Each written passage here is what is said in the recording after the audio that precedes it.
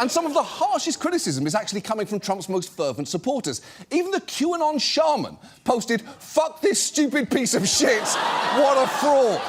And once you've lost dipshit Daniel Boone here, you are in trouble.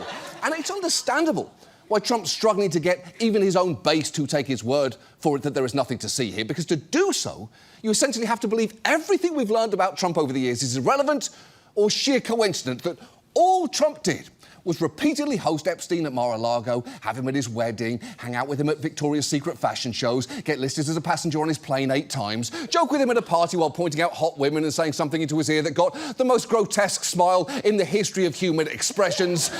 Tell a reporter, "I've known Jeff for 15 years, terrific guy. He likes beautiful women as much as I do, and many of them are on the younger side," and allegedly host a calendar girl competition where, other than the 24 or so women flown in to provide the entertainment, the only guests were him and Jeffrey Epstein. You'd also have to forget about Trump bragging about his ability to grab women's genitals and claiming he'd go backstage at his beauty pageants while women were getting dressed, something he was accused of doing by 5 Miss Teen USA contestants, and once remarking of his own infant daughter Tiffany that she's got Marla's legs. We don't know whether or not she's got this yet, but time will tell. Beyond that, though, there's nothing there.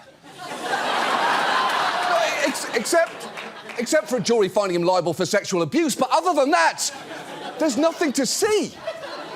And I should note, Trump denies the Epstein letter, the Calendar Girls contest, and the claims of walking in on Miss Teen USA contestants changing. He also insists he broke off ties with Epstein before he was convicted of soliciting sex from a minor, and he's repeatedly denied being told his name was in the Epstein files, despite reports Pam Bondi told him months ago that his name was in there. And I guess, ideally, Trump would have Jeffrey Epstein on tape vehemently denying their connection. Unfortunately, what he's got instead is this moment in Epstein's 2010 deposition.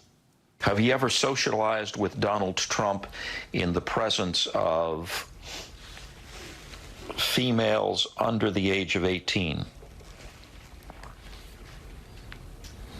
Though I'd like to answer that question, at least today, I'm going to have to assert my 5th, 6th, and 14th Amendment rights, sir.